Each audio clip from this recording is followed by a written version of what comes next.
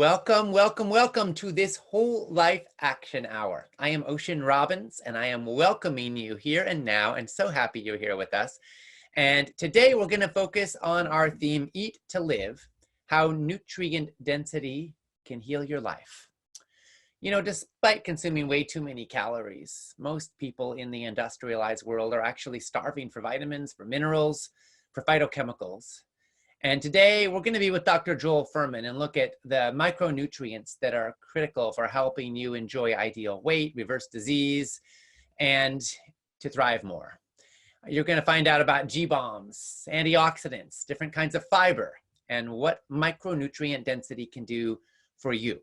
I want to be real clear here. Nothing you will hear today is medical advice. This is coaching. We're sharing our best insights, but of course, always consult with a qualified healthcare professional about your medical issues and your needs. That said, we are going to learn a lot today. This is a project of Whole Life Club, Food Revolution Network's ongoing membership community.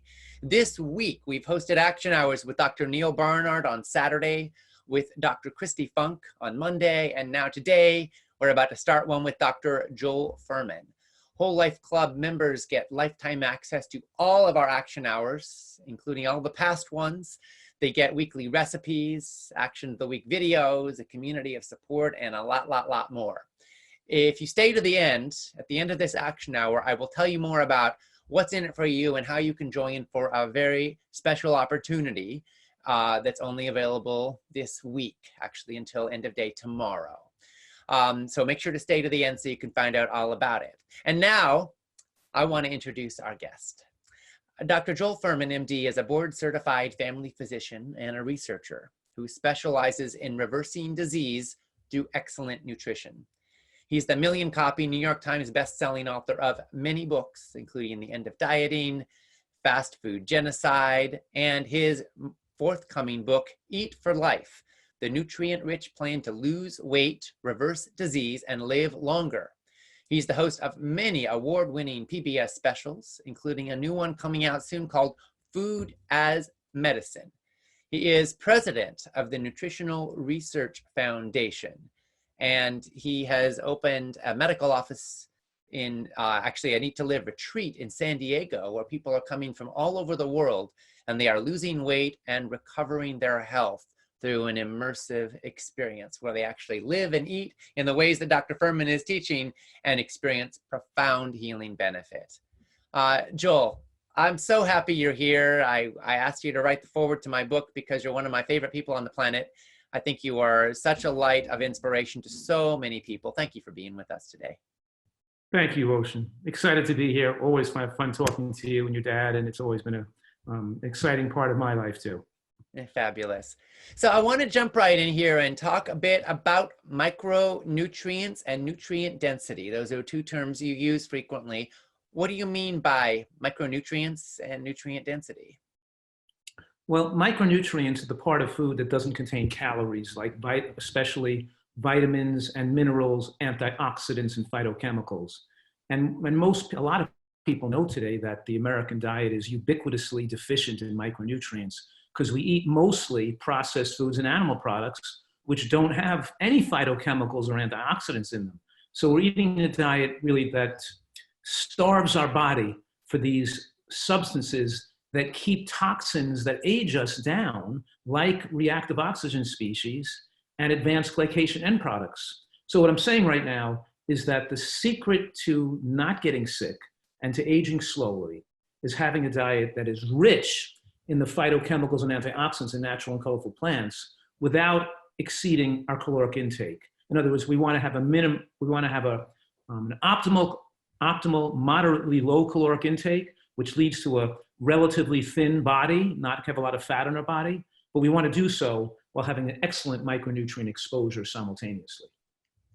The mainstream thought is that the average American gets about 500 calories too many per day. Correct. Do you think that it might even be more than that? It depends on yes, I think that's a pretty good estimate. You know, it's that they're getting way too many calories. And then, of course, the amount of, guess what the percent of calories in the American diet comes from vegetable consumption?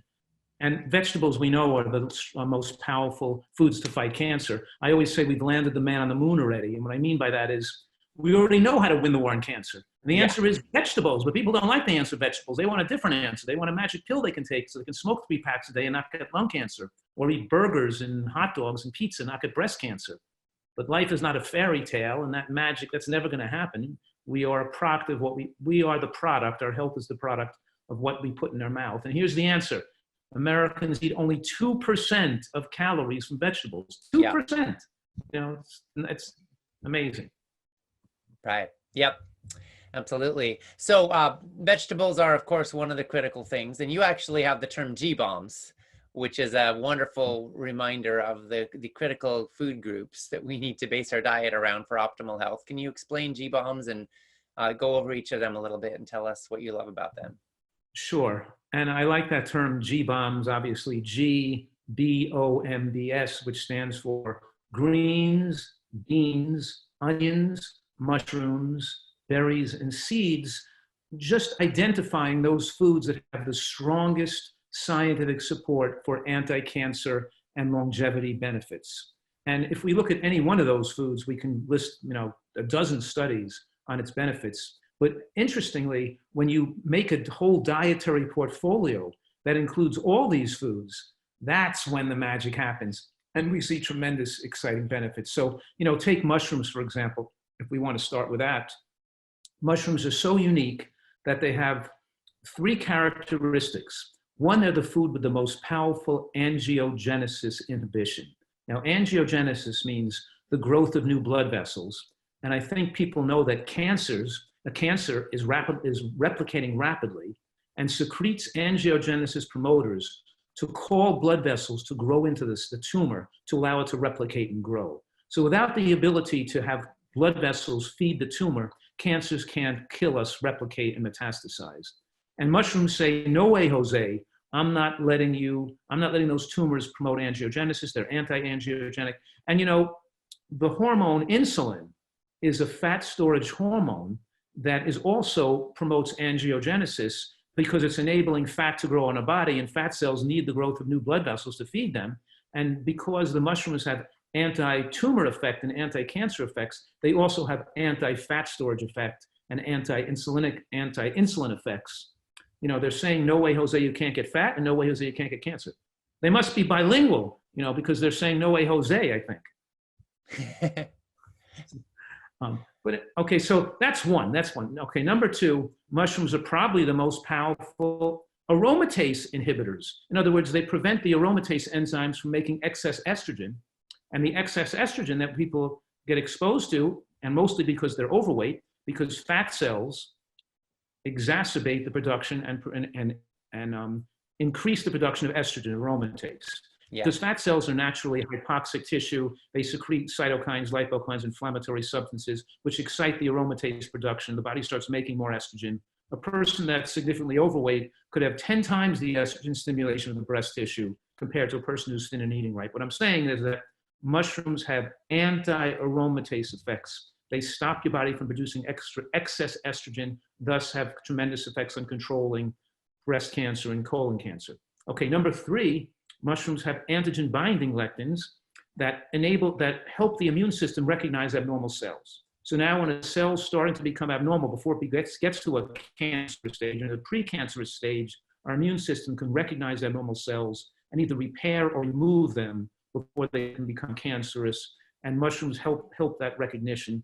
And number 4, I'll stick a 4th one in there, is ergothioneine is a tremendously powerful substance that on the receptors, on the cell surfaces, we have these indentations that hold ergothioneine receptors, and the ergothioneine from mushroom species bind to those receptors and communicate with the mitochondria and the DNA and aging and deterioration of the DNA and to stabilize our telomeres and stem cells. In other words, what I'm saying right now is that this food, mushrooms, contains a nutrient that actually has a receptor site on our cells to this nutrient found in mushrooms, as if our human body was designed to function with the exposure to mushrooms in mind. Wow. You follow what I'm saying here? It's kind of interesting. But so mushrooms are a tremendous food for benefits. And then we talk about we can go on with the synergy between mushrooms and greens, because green vegetables, obviously, and especially green cruciferous vegetables, are so rich and are the major sources of the ITCs, the isothiocyanates, that are the major activators of the ARE. Yeah. The ARE stands for the antioxidant response element as a part of our DNA, in our cells, in our nucleus of our cells. The ARE is that segment of the DNA that functions to remove toxins, to repair DNA cross-links and methylation defects, and to repair damage that could have occurred to our cells. In other words, and also the ARE suppresses genetic alterations and genetic defects that could lead to cancer or promote disease. When the ARE is activated, it suppresses that and doesn't let those things cause harm. So I'm saying right now is that this high exposure, or the adequate exposure to green vegetables, especially green cruciferous vegetables, is a powerful activator of the ARE. And when you combine the synergy of the activation from green vegetables with what mushrooms do from the outside moving in through the cell wall, it gives us tremendous degrees of protection. For example, one Asian study, showed that women who consumed 10 grams of mushrooms a day had 64% low risk of breast cancer. But when that was combined with green substance, with green vegetables or green tea, the risk of breast cancer, I think, was down by like 89%. And we see that every one of these GBOMBS by itself has tremendously powerful anti-cancer effects. But the whole secret to a nutritarian diet is putting the full portfolio of these anti-cancer foods together in one diet, so we maximize their protection. And this enables us to control our health destiny and not have to be fearful of getting cancer. So greens, beans, onions, mushrooms. What's the last B? Berries. Berries, of course, yeah. And seeds. And then seeds. And when you say seeds, you also include nuts, or are seeds different? Seeds are different because because nuts are good for us, but they're not as powerful anti-cancer. I'm trying to isolate the foods with the powerful anti-cancer effects. Let me give you an example. Because sesame seeds and flax seeds and chia seeds are the food's richest in lignans, lignans, and they have anti-estrogenic effects, and they have other powerful effects on supporting bone mass. And the point I'm making right now is even a small amount of those seeds have a tremendous protective effects against cancer. One study tracked women who had breast cancer for 10 years, and they found that women who ate 1/3 of a milligram of lignin a day had a 71% decreased death from breast cancer over that 10-year period. And we're talking about one who already had cancer. How much more effective it would have been if we had started the intervention earlier before they got cancer. The later in life, the closer you are to death, the less power it has, but it still showed a 71% decreased risk of dying over that 10-year period for women who had breast cancer. Yeah. Furthermore, in the highest quintile of lignin intake from seeds, they were only taking in 1/3 of a milligram of lignin a day. Now, 1 teaspoon of ground flaxseed has 7 milligrams of lignin in it, way above. So if 1/3 of the milligram is not enough lignins, and they still got a tremendous protection. And they didn't combine it with the greens and the onions and the mushrooms and the other foods. So what I'm saying is, number one, seeds have tremendously powerfully protection. Number two, they facilitate the absorption of nutrients from other foods. And they also coordinate their benefits with other of the GBOMBS to magnify the benefits of the other GBOMBS, so they work protectively. And it enables us to, this knowledge is so important, not just to live longer, but to live our life without fear. Because running to doctors and getting tests and screenings and scopings and we're all the time being scared every minute you're going to get cancer, and you are going to get cancer because of the Feed American way. But that fear can't be good for your life. It's not leading to your happiness. It's not good for your health to live in fear. It's not good for your health to be constantly thinking you're going to get cancer any minute. What's really good is having respect and gratitude for the beautiful aesthetic structure of nature, and the magic in food, that with nutrients there for our benefit, so we can enjoy the food and have the intellectual and emotional satisfaction. We're getting pleasure while doing good for our body simultaneously. Yes. And then we don't have to fear disease in the process. And that puts together a whole type of different way of living life with more contentment and satisfaction. Yeah, absolutely. Then we're eating to live, to quote somebody that we all know and love. I want to talk about fiber for a minute. There are different kinds of fiber, And people talk about soluble and insoluble and the certain types that are most beneficial prebiotics. Can you tell us a little bit about the different kinds of fiber and where we get them and why they're important? Yeah, breaking the fiber down to soluble, to insoluble, and I think is not critical, because foods that are rich in fiber have both types of fiber. And if they, it's okay, eat this. It's like telling people, eat this for the vitamin E, and eat this for the vitamin A, and eat this for the vitamin C. And it's not the goal here to try to make one food being. That's like conventional comic book nutrition, where they're talking about, oranges are really good in C, so eat your oranges for that, and eat your this for that. It's the whole diet where you get a variety of natural plants that form the best outcome. What I'm saying right now is that one of the benefits to what I call a nutritarian diet, which is really a whole food plant-based diet, but with a good variety and a good focus on the healthy ones with high in nutrients, because the nutrient fiber exposure suppresses appetite and gets rid of our food addiction. What I'm saying here right now is that a variety of food in the diet lengthens our life and enhances our health. So in the plant kingdom, we have almost an unprecedented opportunity today in human history to eat a wide variety of foods and a wide variety of fibers. We can eat wild blueberries in the wintertime. We can get green vegetables all year. We can eat sprouts, and we can eat micrograms. We can eat intact grains that we soak. We could do all types of things. And what I'm saying right now is that the studies show that when you follow a certain diet and you take the beans out of the diet, people don't get as good longevity results with the beans removed.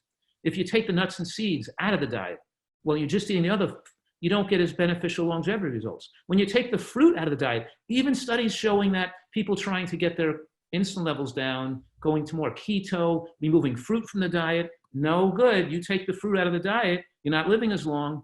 What I'm saying right now, that we have this opportunity because of modern growing methods and shipping methods, that we have exposure to a huge variety of food, and we should take advantage of this opportunity, which gives us exposure to subtle differences in fiber, including one type of fiber that we should talk about, besides soluble and insoluble, is resistant starch, which is not always considered a fiber, but it's like a fiber because 90% of the calories in resistant starch don't get absorbed into the bloodstream.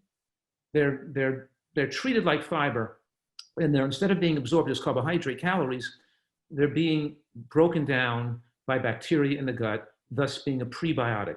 So we have soluble, insoluble, and resistant starch, and they're all broken down by bacteria, and you can convert some of the non-soluble fiber into short-chain fatty acids, like butyrate, and you can convert in other words, the bacteria in the gut. And you know that when you eat the beans, which give us more resistant starch, we produce more of those bacteria that break down resistant starch into butyrate and break down non-soluble fiber into butyrate. And then the butyrate has very powerful anti-inflammatory effects, and butyrate is a major neurologic messenger that signals the hypothalamus in the brain to have us consume less calories. What I'm saying right now is that our exposure to non-soluble fiber and resistant starch from beans do encourage the growth of favorable bacteria and have appetite suppressant effects as they have anti-cancer effects. So we're eating the high fiber foods, they're toning down our appetite, and we're eating that 200 calories of beans, which are really high in fiber, and they have more fiber than the other high carb, if we rate all carbohydrate containing foods on a hierarchical scale of quality, beans have the most probably anti-cancer nutrients, the most flavonols, but they have the most slowly digestible starches, the most resistant starches, and the most fiber, right? So and they're the lowest glycemic as well. So when beans become a major contributor to our carbohydrate intake, it overall improves the overall glycemic load of your diet. And that 200 calories of beans that come into your body, because it says 200 calories, right on the side of the can or the cup, whatever it is, but those 200 calories don't really all come in. So you turned your appestat down by 200 calories. You felt satisfied for the whole afternoon. You don't have to eat till dinner time. You're not hungry. Because your body feels like you had all those 200 calories. But then but in the scheme of things, what happens is those 200 calories never all become absorbed, because some of those calories, the resistant starch calories, pass through you into the toilet bowl, and those calories don't get fully realized or into the bloodstream. So they enable you to moderately caloric restrict and control your weight better when beans become a major source of carbohydrate intake. That's fascinating and fabulous. Well, while we're on the topic of beans, not everybody has an easy time digesting them. They're not called the musical fruit for nothing. What do you say to people who are experiencing gas or bloating or other digestive challenges, and how do you walk them through that? With Right. beans?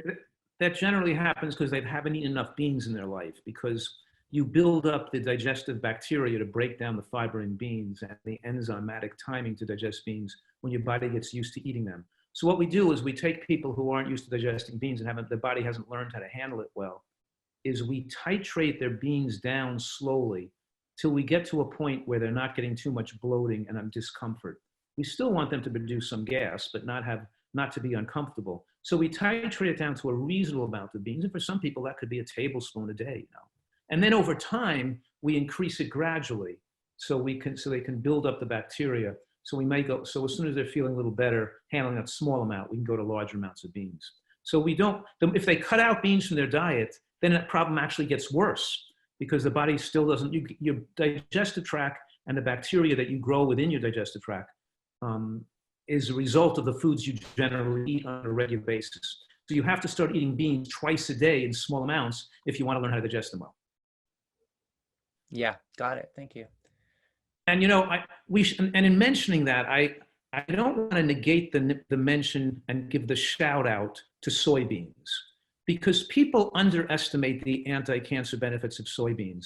Because a whole soybean, such as edamame or tempeh, or the dried soybean that you buy in those little like rock hard things that you soak and you make into soups or chilies, or those are a bean that have powerful anti-cancer benefits from a host of other reasons, probably very powerful anti-cancer effects, soybeans. And we say GBOMBS, and we talk about beans, we're talking about a variety of beans, include the soy. The genistein in soybeans actually have anti-estrogenic effects on breast tissue.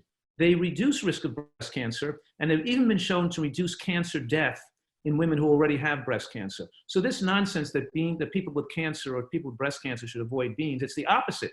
People with breast cancer shouldn't eat isolated soy protein, but they should eat the whole soybean as a host of protective effects. And so interestingly, while they have anti-estrogenic effects on the breast tissue and the prostate tissue, they have positive estrogenic effects on the bones, stimulating and maintaining bone growth and preventing osteoporosis and maintaining muscle and bone mass. So soybeans are an excellent food to include in your diet regularly. And I find that most people are not utilizing dried soybeans enough in their diet. They're inexpensive, they're very beneficial, and as plant protein goes up in your diet, so does longevity. As animal protein goes up in your diet, you shorten lifespan, and as plant proteins go up, you lengthen lifespan. Including the greens and bean combination is particularly valuable for extending human life, and I don't want people to underestimate the positive effects of whole soybeans, which people aren't using in their diet. Got it. Thank you for that. And you say whole soybeans, tofu, and you talked about isolated soy protein maybe not being so good. What about tofu? What about soy milk? What about some of the sort of medium processed soy foods? Exactly. That's a medium process. So you have the isolated soy protein, because soy milk and tofu is made from soy milk. So the fiber's been taken out, so you lose some of the anti-cancer benefits. So when you have a person who's really fighting cancer, wants to protect against cancer, you want them to include the whole bean in your diet, not just the soy milk or the tofu. You're not going to get the maximum anti-cancer effects from the tofu and the soy milk as you would by eating the whole bean. That doesn't mean people can't use a little bit of soy milk or tofu in their diet, but they should keep that to a smaller amount so they have room in their caloric pie to include real soybeans, which have more powerful and beneficial effects. Thank you. I want to broaden our conversation for a moment. Your last book, Fast Food Genocide, looks at why so many of us are addicted to unhealthy foods and the real price we're paying for it. And we focus a lot in our work, and as you do in your work, on personal choice, on the power individuals have to make conscious choices to become the authors of our health destiny to a great extent, and certainly of our food lives. At the same time, we are living in a larger context. And Why are so many people eating food that is so detrimental to their well-being? And what do you think we can do about it systemically? Well, thanks for that question. Obviously, I wrote a book on that question, but of course, so we can get into some of it. But one thing that's a good thing to bring up now probably is the fact the addictive nature of processed foods and the addictive nature of calories that flood the body flood the bloodstream very rapidly. It's called a bolus, like in the medical term, when you inject somebody with a medication in a needle and put it all into the bloodstream at once, as opposed to giving it to them slowly over time.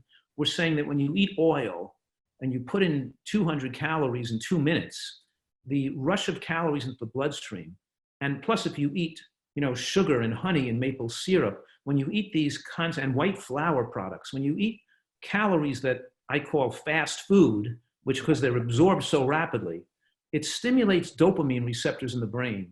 And it makes you to a degree a certain type of mental neurologic stimulation, and the same centers of stimulation had you snorted cocaine or taken in opiates or shoot it up with heroin.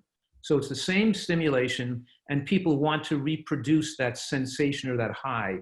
But after a while of continuing to eat sweets and oils, those dopamine areas of the sensitive areas of the brain become dopamine less sensitive, insensitive, and then the brain starts to seek more of those substances and wants to and has to eat bigger portions.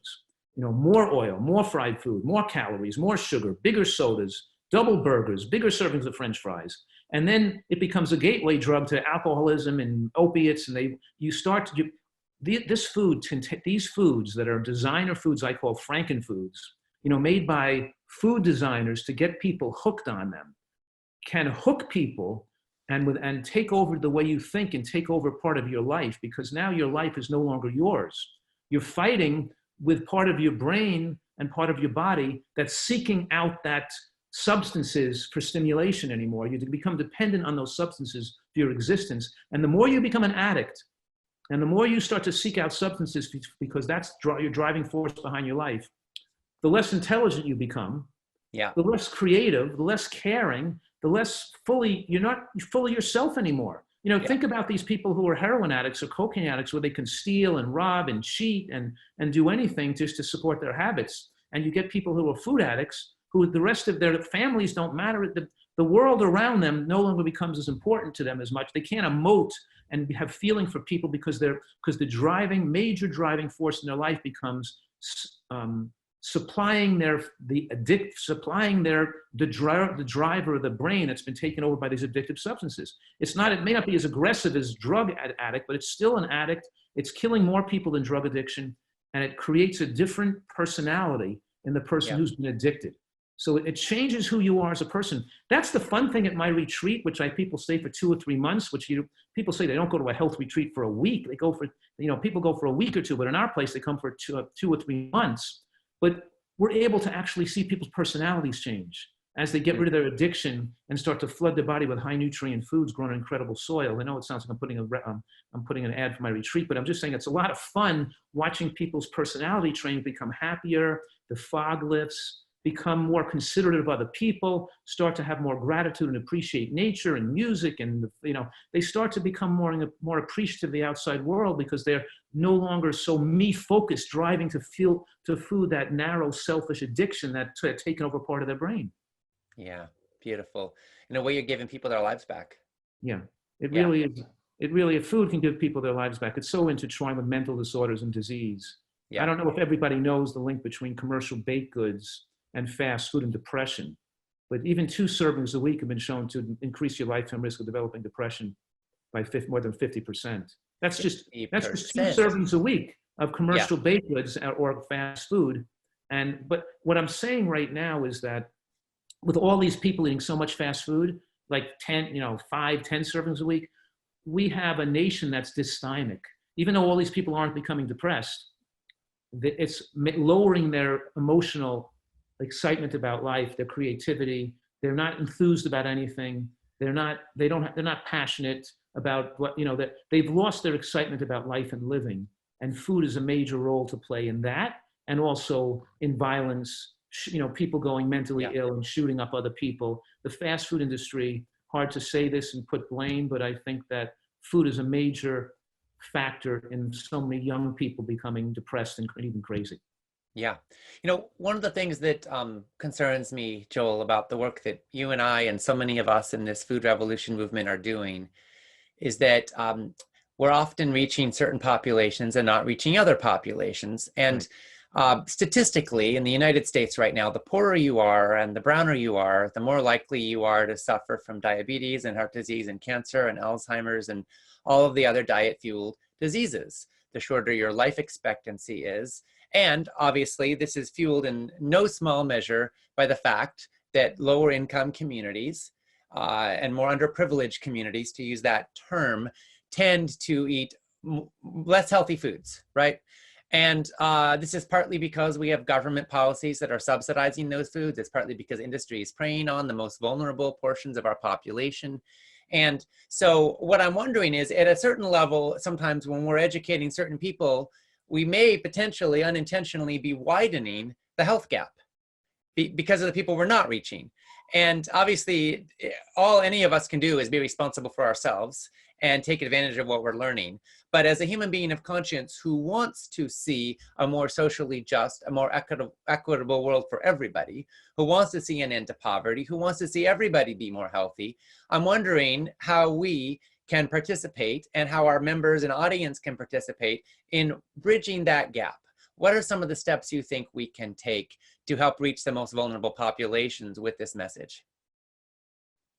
Well, Ocean, I really appreciate that too, because that's been something that we all think about. And you know, I even discussed some of that in my book, because people sometimes say that in areas where they are called food deserts, where there's not access to produce and as much you know, supermarket access, and people have much worse health, that if you put the healthy food in there, and if you put, they still would choose to eat unhealthy and it wouldn't help.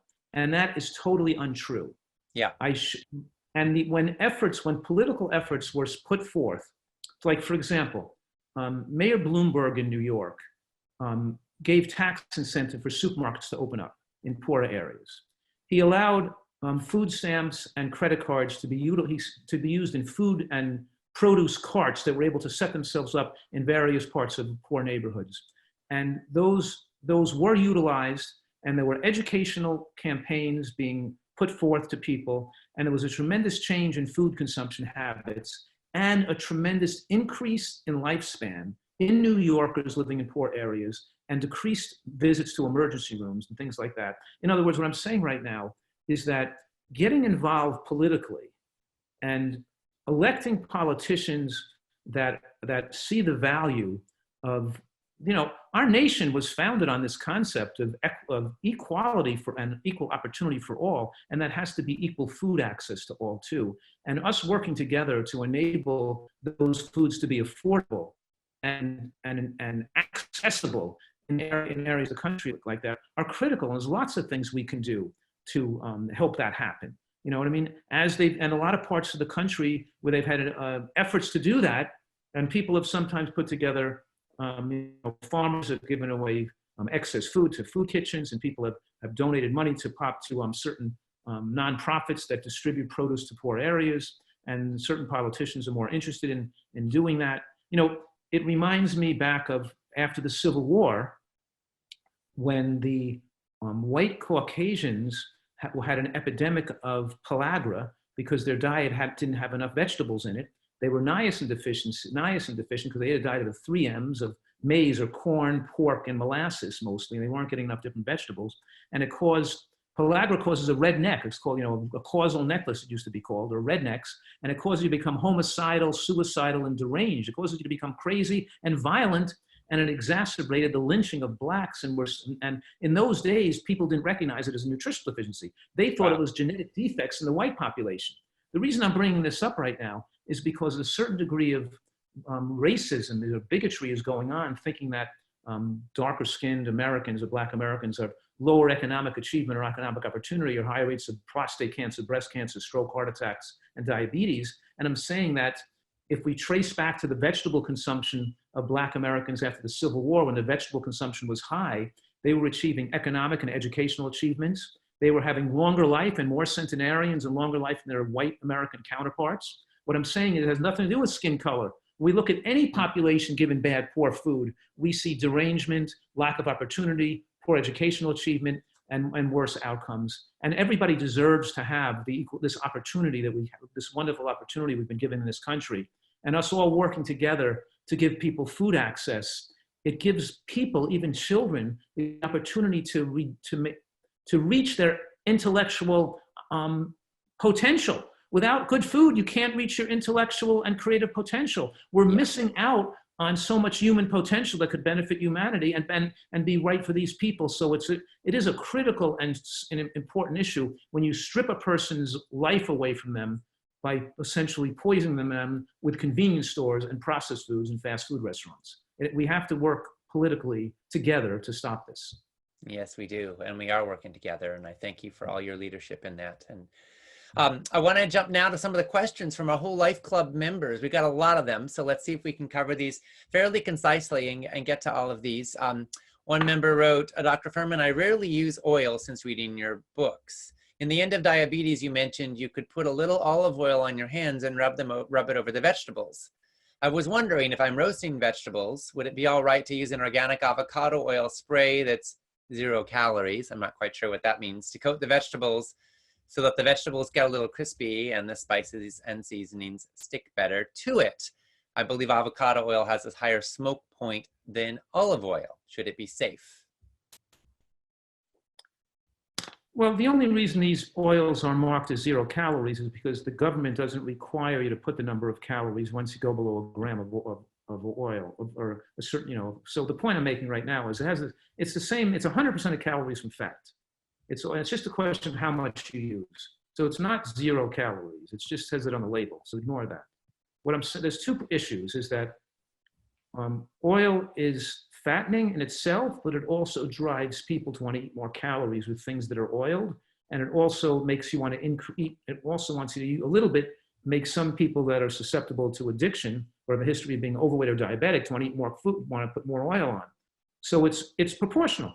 One cigarette a week is not going to hurt you too badly either if you just have 1 smoke a week, but it's better if you don't smoke, because 1 smoke a week could lead to more smoking too. And when you bake things with oil in the oven and make them crispy like you like them, it forms more acrylamides, which turn into the body into advanced glycation end products. You're much safer to mostly water cook your foods, to bake or to stew or to steam or to wok in a water base where there's moisture present, as opposed to dry frying or spraying with oil and baking in the oven.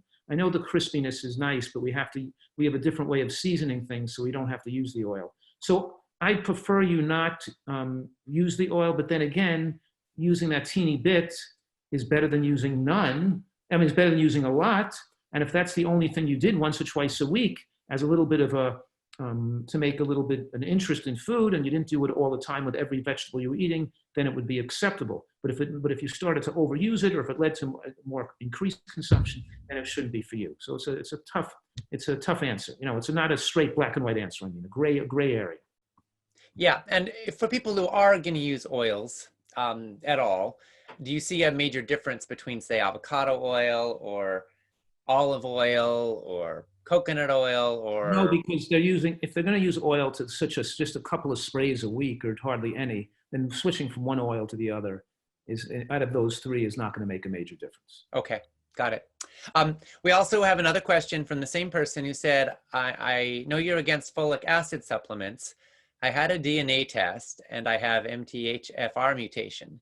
Do you think L-methylfolate is safe to supplement with? I also do have depression, but it's in remission. And let me say, before you answer, we're not giving medical advice here. We don't know the specifics of each person's situation and journey, but in general, what's your take? Right. Folic acid is not folate. They put this cheap petroleum-derived folic acid in multivitamins and in nutritional yeast, which increase the risk of breast and prostate cancer. So I'm saying don't take commercial nutritional yeast in these fortified food and supplements. Methyl tetrahydrofolate is not the same thing as folic acid. That's the type of folate the body can use. We don't need to take that in because our diet is a huge amount of folate, and our levels in our bloodstream of folate levels are high, not low already. So we don't need folate in a supplement. Now, some people have this deficiency, right? And we don't know if this person has a homozygote or heterozygote. If he's heterozygote, means he has 1 gene good and 1 gene bad. then he doesn't need to take any supplement. And we know that because from the test, but also because if his homocysteine is normal, then he doesn't need extra folate. But if he's homozygous, means two bad copies of genes being bad, and usually manifests itself by a raising homocysteine above 15. So if homocysteine is elevated, it's indication that his MTHFR deficiency is significant enough where extra folate would be indicated, and then he should take the methyl tetrahydrofolate supplement to bring his homocysteine down, let's say below 12, to a more favorable range. Got it. Thank you. Another question here. There's a lot of controversy about fish oil and DHA supplementation. I know you're in favor, this person writes, of DHA and EPA to protect the brain. All the studies are very confusing, and the latest one seems to be against supplementing with it. I supplemented with it for many years. I'm 50 years old, and 3 years ago I had to have my prostate removed for an extremely aggressive prostate cancer. I'm fine now with a PSA of 0. I had cut out dairy many years ago, but in researching the connection to prostate cancer, I found a study by Fred Hutchinson, which had a correlation with fish oil and prostate cancer. Ironically, there was a Dean Ornish study with his diet and lifestyle, which included a fish oil supplement, which showed a reduction in PSA levels. I found all of this very confusing. So do you think a fish oil or algae-based supplement should be taken by someone who has had prostate cancer, or would it be better to eat a little wild-caught salmon? I don't want my cancer to return, but I also don't want dementia. Absolutely. Now, that's an excellent question, and because there's so much misinformation out there on YouTube and the media, I put together a 1-hour video about this subject to conclude all the studies and so people can understand it. Here in the next few minutes, I can try to answer, but obviously it's not going to be a complete answer. But let me just say this, that levels that are too low of DHA and EPA deficiency could increase your risk of breast and prostate cancer, and levels that are too high through the excessive use of fish oil, let's say, could increase your risk of prostate or breast cancer. Levels of vitamin D that are deficient or too low could increase your risk of breast or prostate cancer. Levels of vitamin D when you take too much can be too high, can increase the risk of cancer. So the point is that, yes, so I'm saying right now, I know it's hard, is that the level that your cancer was caused by what you did 40, 30, and 20 years ago for many decades. And doing everything you can right now is good, but the DHA was not what's causing the prostate cancer in the Barsky-Hutchinson study. That study was an anomaly because all the other studies, or most of the other studies, show that increasing DHA reduces risk of prostate cancer. That one anomaly is because they measured DHA levels or omega-3 index. Oh, they measured omega-3 index. They measured phospholipid DHA, which is not a long-term, doesn't show long-term how much exposure you had to DHA and EPA. It's what you took in the last week or so. And these are people who already had cancer. And it was not much different from people who had cancer, breast cancer, more aggressive prostate cancer, only a slight difference. And so it showed what they were eating then when they were having cancer, not what they ate for those decades before they got cancer. And so people who find out they have cancer could sometimes cut out red meat and eat more fish and stop eating so much junk food. And that's what that showed, because the level of people with more aggressive cancer in the Hutchinson-Barsky study showed that their trans fat was very low as their DHA was a little higher, which means they stopped eating so much junk food. If that study was reputable, then we would see that, because trans fat is linked to prostate and breast cancer, but the trans fats were lower in more aggressive cancer, just showing that they were eating better once they found that they had cancer. The data from that study is an outlier. It's not what all the other scores of studies show, and it's not that should make you fear using DHA when you have prostate cancer. Now to get to the answer to your question, I know this is I'm rushing through this, and it's just part of the answer, but here's the answer to your question, is that you can do a blood test for your omega-3 index if you have prostate cancer.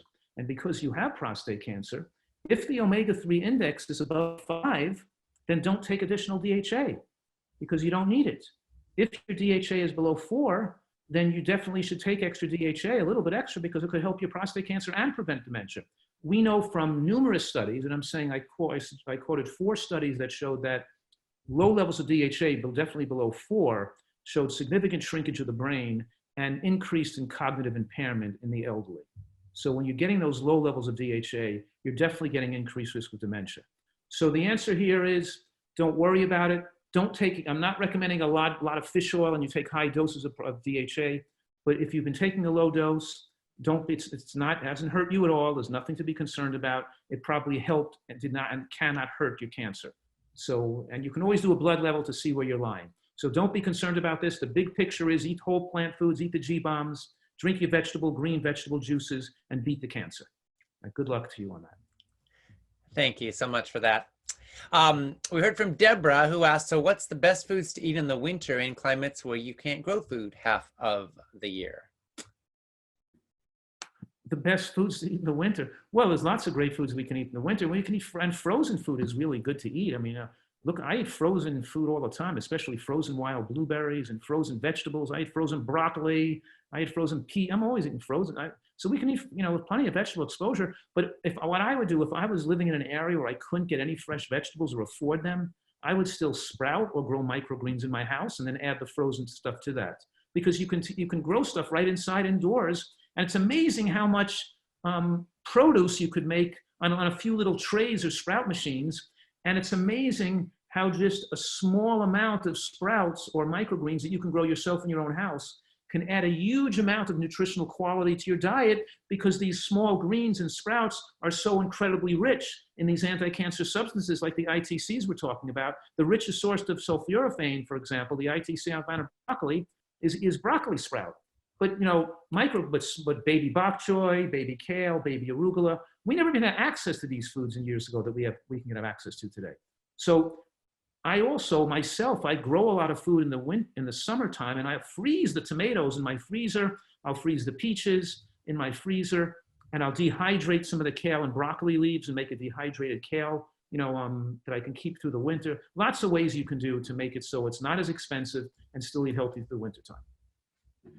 Got it. Thank you. And also, I'm not a big fan of schlepping food all over the place, but one place I think it makes sense is so you can have access, if you can afford it, to some fresh food in the wintertime in places where it might not grow naturally. So some onions, some of the others that may not freeze super well, cabbage, whatever. I think that's the right place for transportation personally, if ever there was one. Yeah, cabbages keep for, some of these foods keep a long time, like winter squash too are great and they keep, I grow winter absolutely through the winter too. It's fun.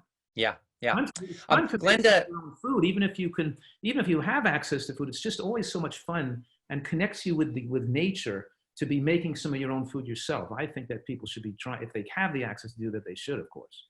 Absolutely. Even one plant changes your whole relationship to food and where it comes from and how it grows. And for kids, if you have kids in your life in any way, shape, or form, whether it's children, grandchildren, great-grandchildren, nieces, nephews, any form, letting them have that connection, letting them see the act of planting a seed, the act of watching it sprout, the act of watching it grow, changes their entire life, their entire sense of place in the world. And studies show people and children who grow vegetables eat more vegetables. We heard from Glenda, who said, in addition to a whole food plant-based diet, moderate exercise, and a healthy weight, what would you suggest to a person recently diagnosed with severe rheumatoid arthritis? Well, I'd recommend that all those things you're talking about are critical, but also some intermittent fasting. Even though she has a healthy weight, finishing dinner earlier and trying to get the calories consumed in an 8-hour window, more time without food can help cool down inflammation and is very helpful.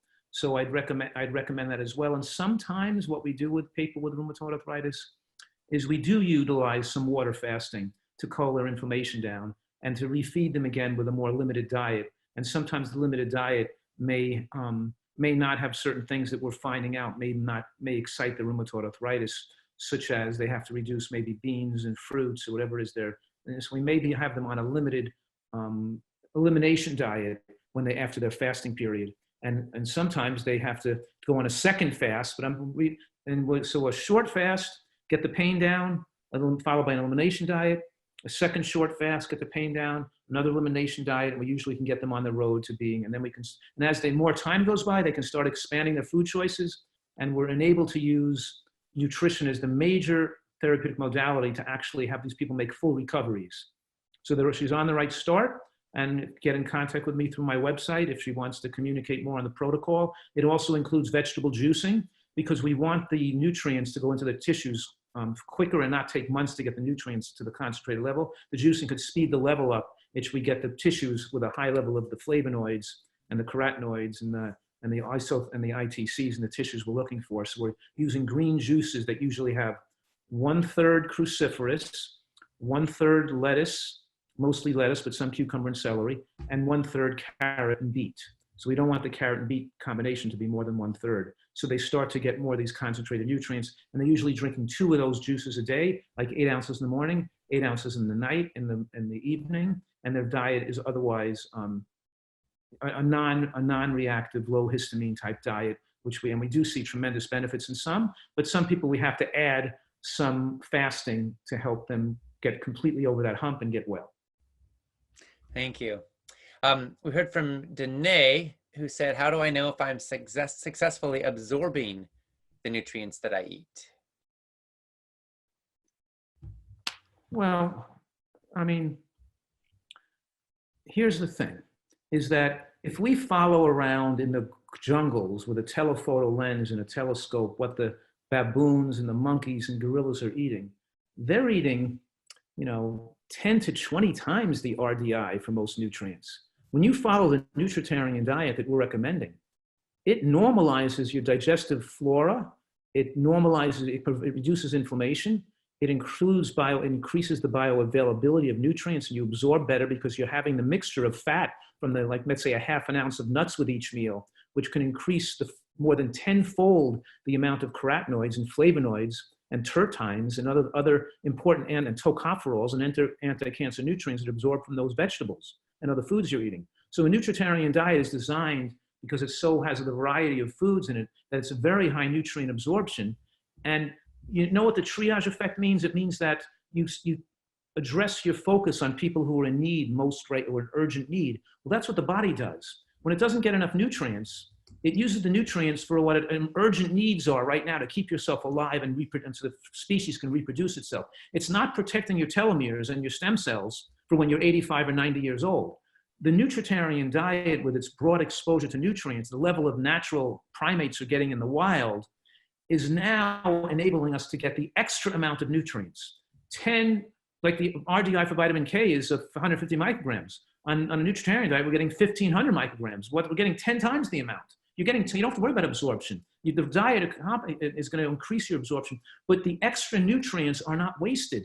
They're utilized the body utilizes them not for the urgent needs, but to stabilize cells that are in their storage places, waiting for the need when they're needed for emergencies down the road. And those cells and telomeres and stem cells are kept stable with those extra nutrients. So be assured that you're not wasting by eating extra greens and seeds and berries, and you're eating all these onions and scallions.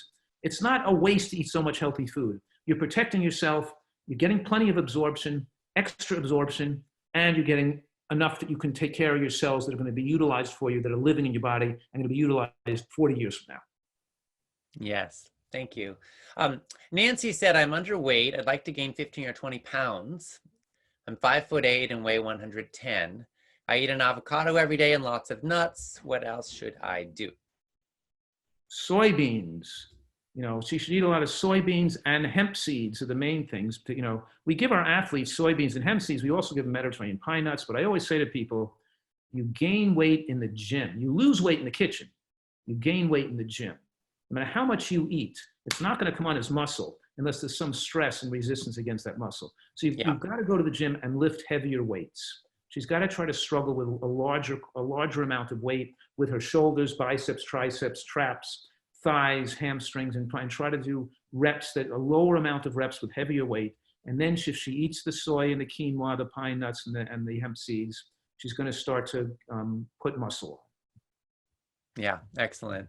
And just to distinguish, a lot of people go to the gym and they work out with cardio. They're doing treadmills and Stairmasters and things like that, which can be great for your cardiovascular system. They're not going to gain weight like muscle resistance training does. For these people that are naturally thin with that type of body habit, they have to do less of the aerobic training and more of the weightlifting and cables and more of that type of training. They've got to modify their exercise routine to fit their particular needs here. Yeah.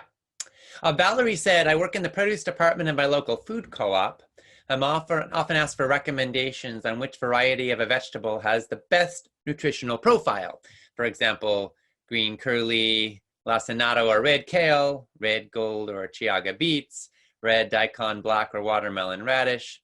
And I've been telling folks that the nutrient profile will be similar between varieties, but that the color may indicate a slightly different antioxidant profile. Am I giving the correct answer here? Are there times when it would be better to recommend one variety over the other? No, that was the perfect answer. And because there might be minor differences in nutrients, you're still overwhelmed by the advantages of including a variety of substances in your diet. What I'm saying right now, because one food may have a little more nutrients than the other, doesn't mean you should gravitate towards that food. You're still better off having a variety of foods that have less nutrients in them than just eating the food that has more nutrients.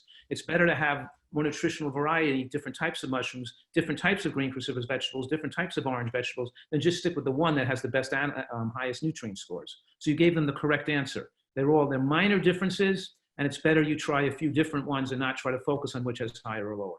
Right. And the best way to eat them is the one that gets you to eat it. So if you like one more than another, then go for it. Yeah. Pamela said, how many nutrients get lost when you chop ahead and save ingredients in the fridge, like onions, celery, or cabbage or carrots? And is it okay to store them in microwave safe plastic, or should they be in glass containers? Oh, those are tough questions. Certainly, raw vegetables are not going to soak up the plastic from the beet. It's not dangerous to put raw vegetables in plastic containers. But if you heated the food, if you put food hot into plastic containers, cooked foods that was hot, putting it in there, I wouldn't do that. I would make sure you only move hot food into glass containers. And it depends on how finely they're chopped, how much loss you're going to get, how much oxidation occurs in the surface of the chop. It doesn't go into the main part of the food. So you can chop it and keep it there a few days. You lose minimal amounts, maybe 10 to 20%.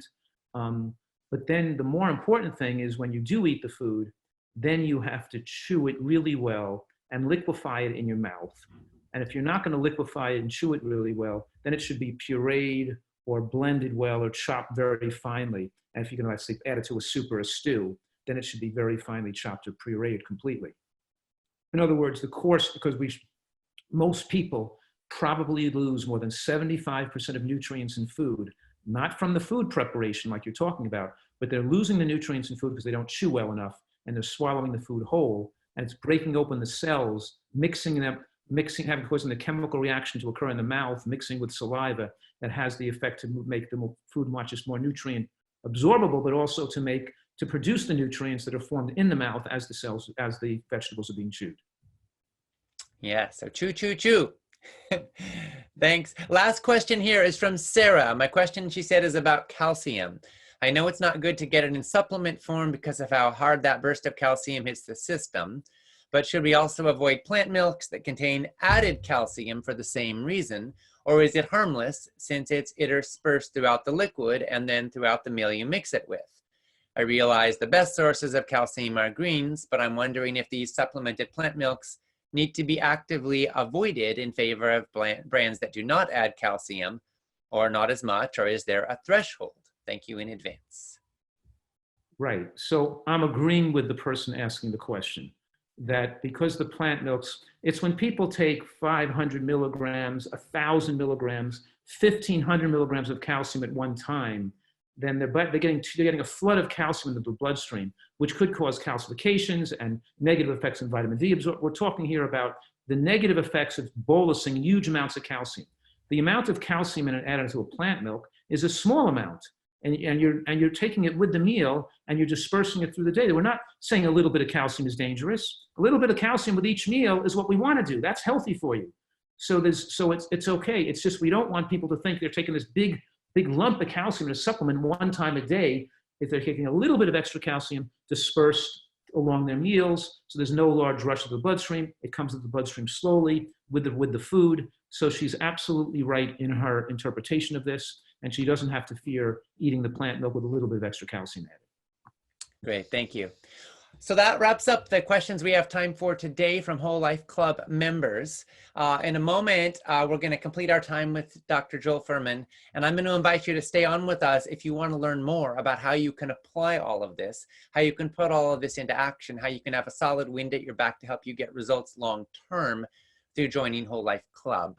But first, before we do that, I want to officially thank Dr. Fuhrman. Joel, your insight, your wisdom, your guidance are legendary and so practical and so useful. And I just want to thank you for all your books, for all your study, for all your decades of practice, for the fact that what you are saying doesn't just come from reading books and theories, it comes from actually living with and seeing the results in human beings' lives. And I want to thank you for the huge heart and intelligence that you bring to this food revolution. Thank you so much for being here. Thank you. Of course, thanks for having me. And of course, wishing you all the best of health and happiness with you and all your listeners here today. And just thanks for all the great work you're doing. Absolutely. And for anybody who wants to connect with Joel further, you can go to drfuhrman.com. You can get his forthcoming book, which is available right now for purchase. The book is called Eat for Life, the nutrient-rich plan to lose weight, reverse disease, and live longer. Get 1, get 5, get 10 copies. Give it to friends, give it to loved ones. This is an incredible resource. I know you're going to love it. And again, Joel, thank you so much for being with us. Okay, take care. Bye-bye. All right. And for everyone else who is still here, please stay on to learn more now about Whole Life Club. My dad and colleague John Robbins and I developed this because we wanted to help people implement what we're talking about. We were sick and tired of so many folks who get inspired and passionate and then over time lose the way, fall off the wagon, and suffer the consequences. So if you're ready to implement what we're learning and you want to keep optimizing, keep making progress, keep having that wind at your back to help you easily and seamlessly succeed in your healthy eating path, then Whole Life Club just might be for you. WHOLE is an acronym. It stands for Welcoming Healthy Organic Lifestyle Empowerment. If you're already a member, you do not need to keep watching because you already know about it and you're already part of it. But for everybody who is not yet, please stay on right now because we have it on a special 40% discount price for just the next day. This is a special opportunity in celebration of this series of action hours we're hosting this month, and you can get in right now. One of the things that we are seeing is that many of us on information overload. The saying used to be knowledge is power, but I think that in the information age, that's not true anymore. I think that nowadays clarity is power, because what you really need isn't another bunch of studies saturating you with more data, some of it even contradictory. You need clarity so you can put that clarity into action, so you can actually get the results that you want. And so that's what Whole Life Club is all about. It's all about simplifying, clarifying, and helping you effectively use a small amount of time to get massive results in your life. Every week in Whole Life Club, we have a series of resources. We have a series of 5 recipes. They're whole foods and plant-based, and they help you make progress towards your goals. They're all easy to prepare, they're all delicious, and they're all super high nutrient density. And you also get access to our library of hundreds of recipes, which you can search through, so you can find whatever you need for any special occasion. As a member, you also get our weekly Action of the Week videos. We have dozens and dozens of these in the library. They're short, like 3-minute inspirational nuggets from me, helping you apply what you're learning and helping you take specific action. We look at all specific steps you can take, whether it's clearing away plastics from your fridge, or whether it's eating more alliums, the onions and garlic and scallions and chives and leeks, whether it's mushrooms. We look at the specific benefits of specific foods and ways to prepare them and enjoy them and optimize their value in your life. Every week you also get an action checklist with some very simple steps you can take to keep making progress towards your goals. Plus, we have a monthly action hour with a guest expert. You can submit your questions in advance. You can follow up with transcripts and action checklists to help you apply all your learning. And again, the whole goal is giving you support. So we have an incredible forum with a community where you can ask questions and get support from our team, as well as from fellow Whole Life Club members. We have over 5,000 members in Whole Life Club. Recently, we asked them, how's it going? What are you learning? How is it affecting your life? And the response blew us away. to be quite honest with you. People were losing weight, getting off meds they no longer needed. They're having more joy and confidence in their food lives. They're having stronger social ties. They're feeling less lonely and more connected. They're feeling more supported. They're feeling more clear, and they're feeling more peace. And we asked a few of them if they'd be willing to share in a conversation with me that we would videotape. And one of them, Genevieve, said yes. And I was so moved by what she had to say. She's from Ontario, Canada. And this is her message to you about what Whole Life Club has meant in her life. So now let's go ahead and roll that video so you can see what it means to Genevieve. Here we go. I'm Genevieve. I'm Genevieve in English. My friends call me Jen. I'm from Ottawa, Ontario, Canada. Before joining Whole Life Club, about maybe a year before that, my health was bad. My whole everything wasn't good. When I was 16, I was diagnosed with hypothyroidism. And back in the late 90s, that was really rare. So I've been on this path to try to kind of get that resolved. And I saw a documentary on veganism and how the industry, how it's factory farming, which got me straight into veganism. Like I've been a vegan for 2 years now. And I struggled to fit in with the crowds. I struggled to find meals. I was alone. I felt really alone. And then I grew my knowledge. And then the Whole Life Club came about. And I was like, this is great. This is like-minded people who are supporting each other, whether they have taken that path to health or they're looking to be on that path. So what I like about that is that there's a combination of the two. People who can offer support and offer tips, but also people who are new that I can offer tips and support too, that I've been there and this is what I do. Maybe this will work for you. And of course, I absolutely enjoy your videos, your weekly videos.